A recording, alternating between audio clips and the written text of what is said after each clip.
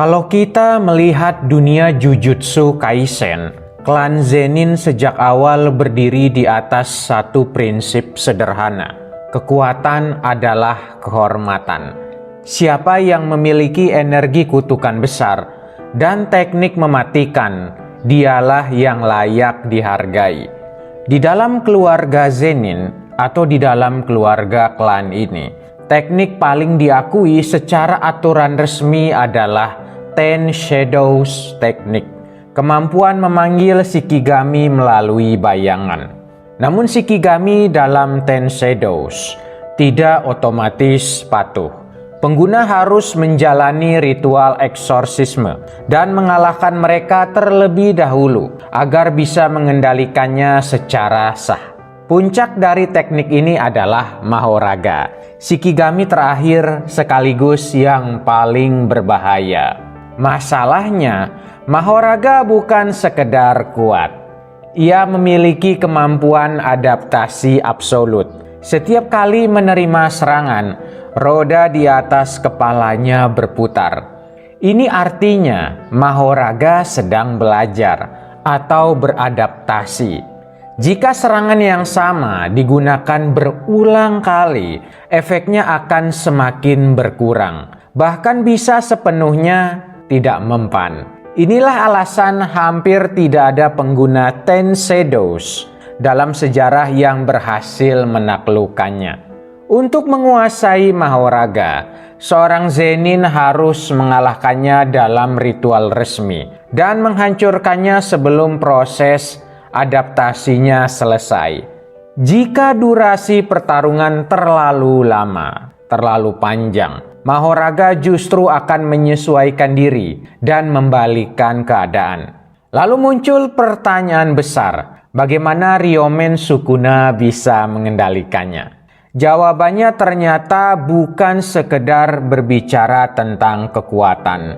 Sukuna memahami mekanisme adaptasi Mahoraga. Ia tidak menyerang dengan satu pola berulang, melainkan membaca proses belajarnya tersebut. Sukuna melakukan variasi serangan, meningkatkan daya hancur, dan tidak memberi Mahoraga waktu untuk benar-benar stabil dalam satu bentuk kekebalan. Puncaknya terjadi saat ia menggunakan Malevolent Shrine atau kuil iblis, domain tanpa penghalang yang menghantam target secara konstan dalam jangkauan luas.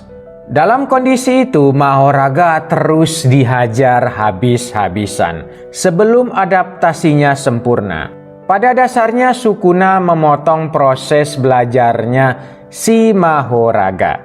Sekarang kita masuk ke pertanyaan berikutnya. Apakah batasan surgawi bisa mengalahkan adaptasi Mahoraga? Batasan surgawi seperti yang dimiliki oleh Toji Fushiguro dan Maki Zenin adalah kondisi bawaan sejak lahir, di mana seseorang kehilangan hampir seluruh energi kutukan. Tetapi sebagai gantinya, mereka berdua memperoleh kemampuan fisik yang melampaui batas manusia. Kecepatan ekstrim, refleks yang tajam, serta insting bertarung yang presisi menjadi kekuatan utama mereka. Mereka bukan petarung yang mengandalkan teknik kutukan rumit, melainkan eksekutor cepat dan efisien yang mengakhiri pertarungan dengan gerakan sederhana namun mematikan. Dalam dunia Jujutsu Kaisen, anak kembar dianggap sebagai satu kesatuan yang terbagi dua. Karena itu potensi dan takdir mereka ikut terbagi. Hal inilah yang dialami oleh Maki. Selama ia masih terikat sebagai anak kembar, kekuatannya tidak pernah benar-benar utuh. Namun setelah ikatan tersebut terputus, batasan surgawinya menjadi sempurna. Fisiknya meningkat drastis hingga mencapai level yang setara dengan Toji. Sebuah titik di mana tubuhnya sendiri menjadi senjata utama. Lalu bagaimana jika Toji atau Maki menghadapi Mahoraga? Kuncinya ada pada waktu. Mahoraga adalah simbol adaptasi. Semakin lama pertarungan, semakin besar kemampuannya untuk menyesuaikan diri terhadap serangan yang diterimanya. Roda di atas kepalanya berputar sebagai tanda proses belajar itu.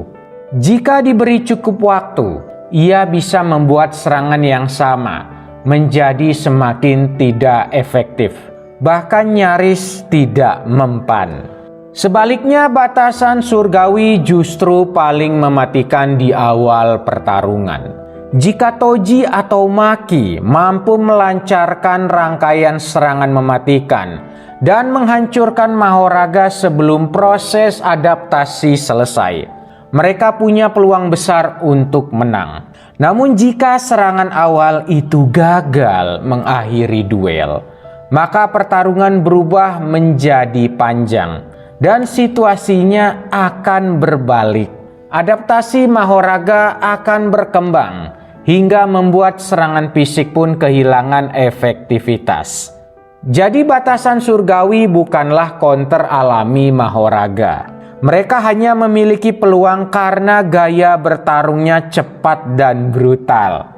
Jadi ini bukan soal siapa yang paling kuat secara mutlak, melainkan siapa yang mampu mengakhiri pertarungan sebelum waktu berpihak pada Mahoraga.